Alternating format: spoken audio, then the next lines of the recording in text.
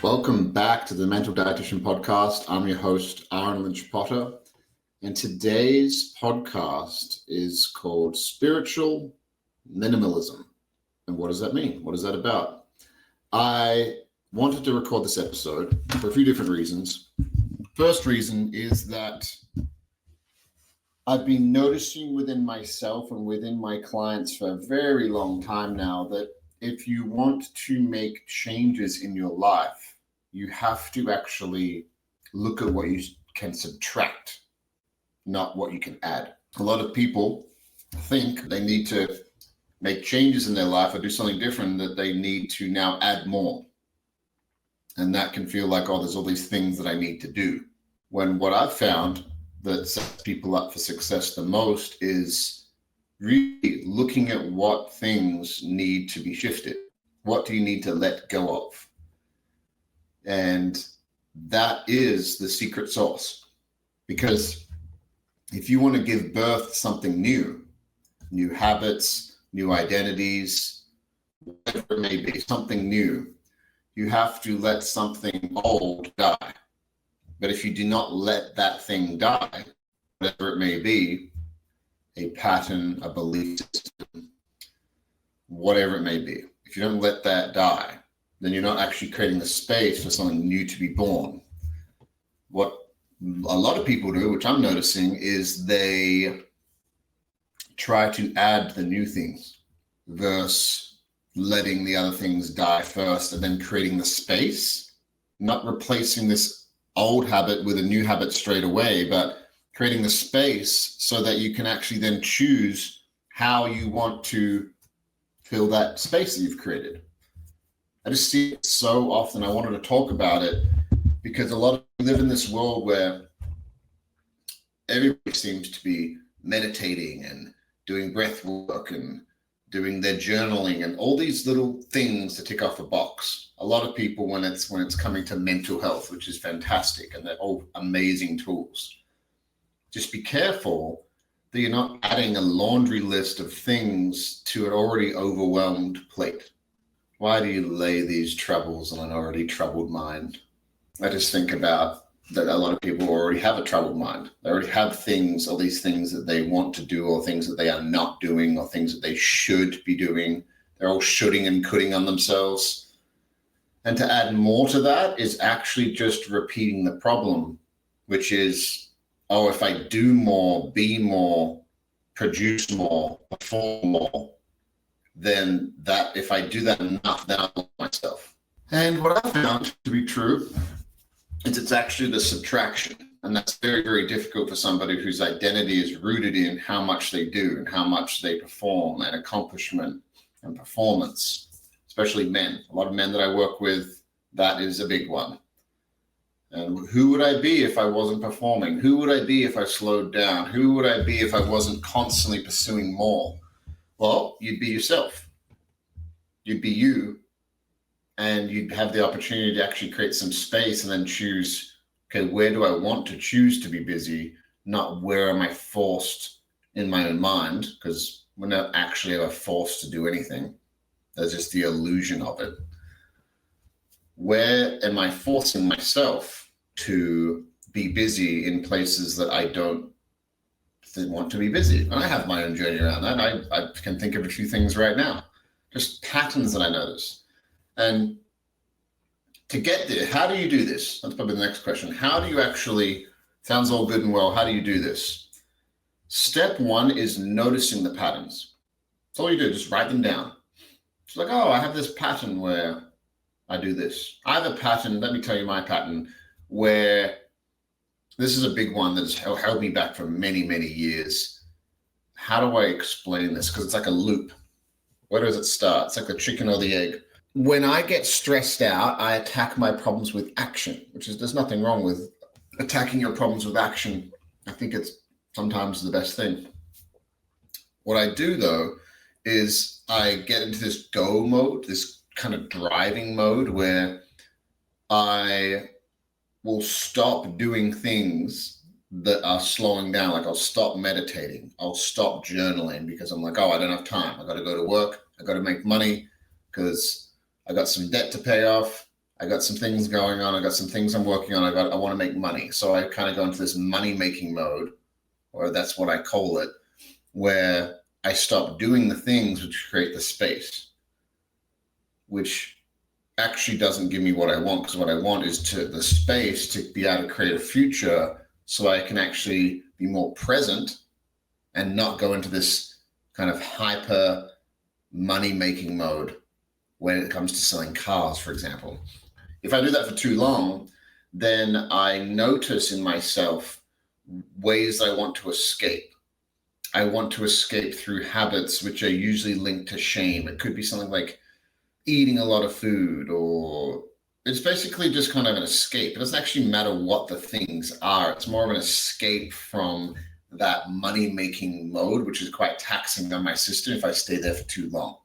If I do that, I do something that I'm not happy of. I feel shame, like I feel like feed like a shame loop.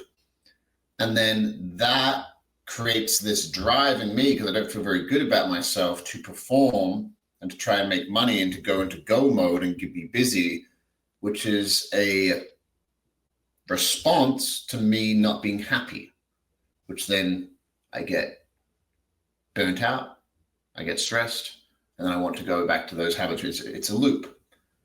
That's an addiction loop that people can get stuck in. And I just notice it. I just feel it now. I'm like, oh, it's interesting. Okay, hello pattern. And there's other little patterns that I'm noticing. And all I'm doing right now, I'm working through this right now, is I'm just noticing. I'm not labeling that there's anything wrong with me, if there's like none of that. Like deep compassion for myself of like, oh, I can see how that happened. Oh, I can see how this old pattern comes back in. Cool. And it's just really about parenting myself and not allowing this younger type energy of what has worked for me in the past, which is this pattern,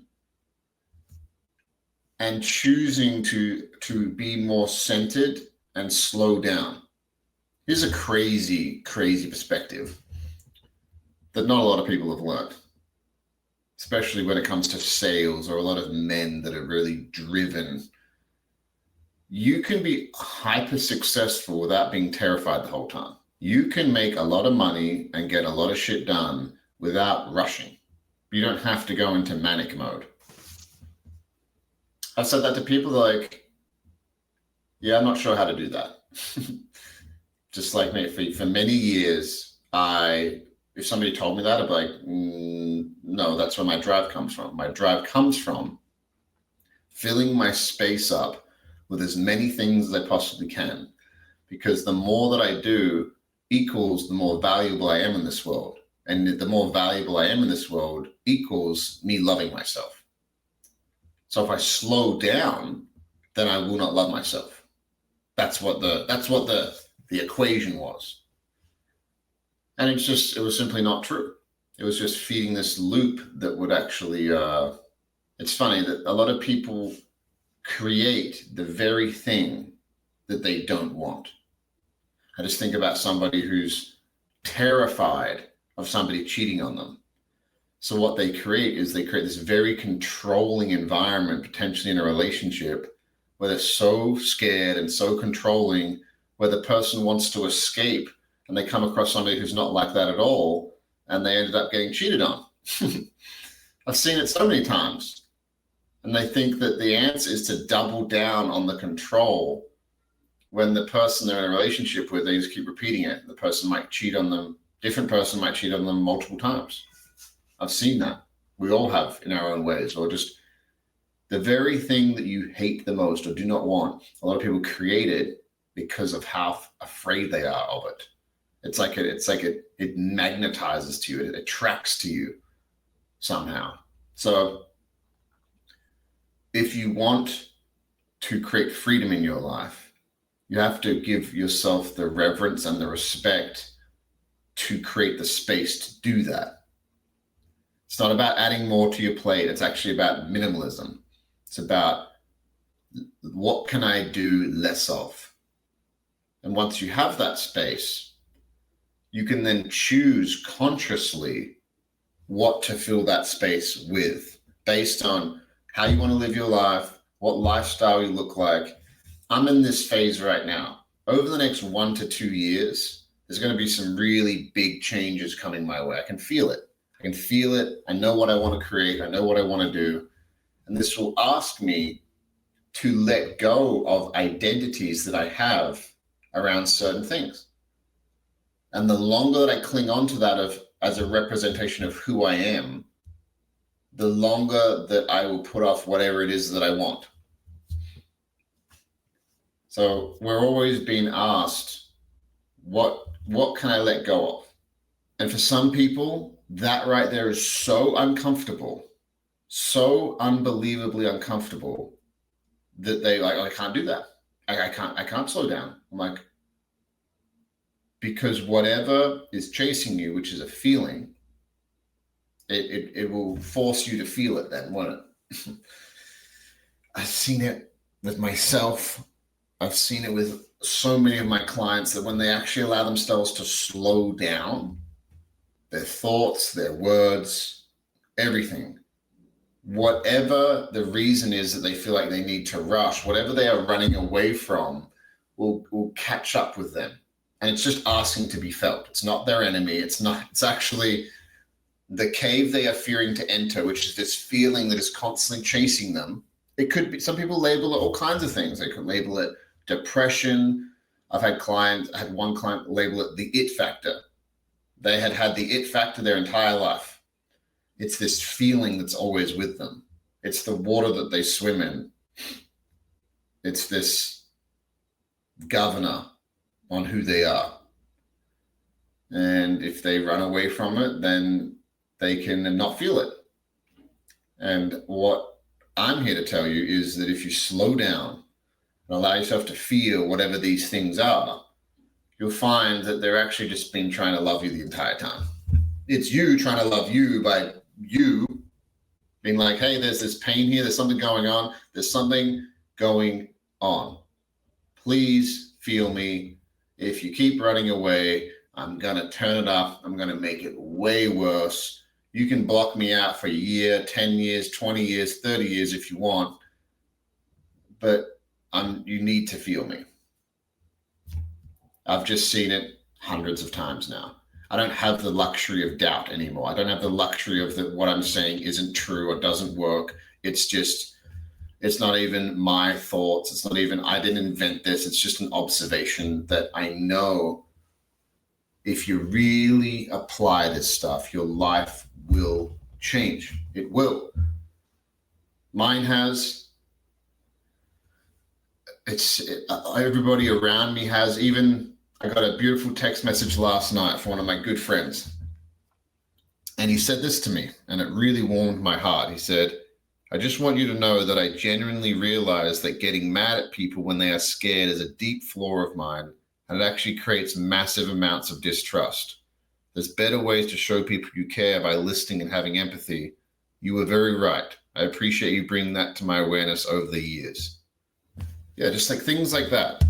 The more you do your work like that on yourself, the people that used to doubt you or even teased you or made fun of you, if you stick to being yourself, you can never lose being yourself. It's impossible. There is the illusion of loss, though, and it's very real, and it doesn't feel like an illusion at all, and it's fucking terrifying. I'm not going to minimalize that at all.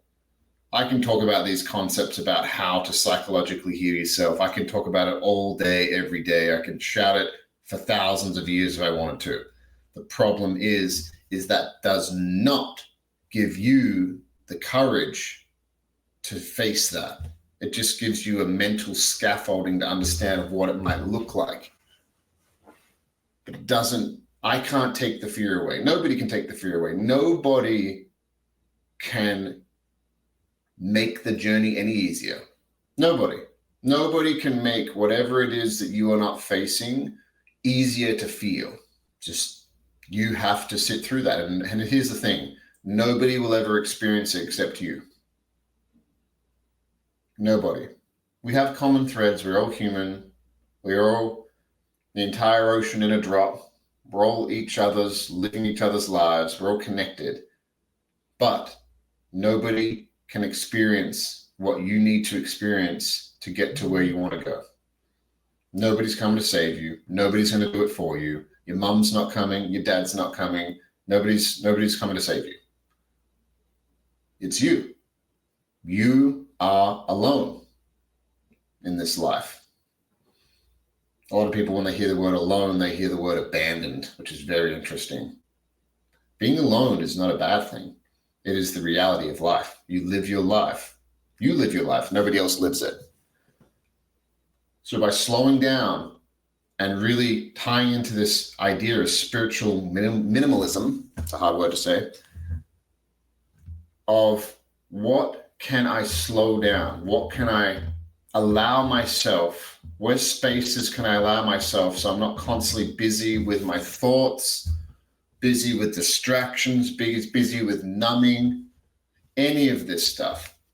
Where can I slow down? And if that thought of slowing down is highly uncomfortable to you, whatever that feeling is of like, oh, I don't want to slow down, that's a compass. That is a compass.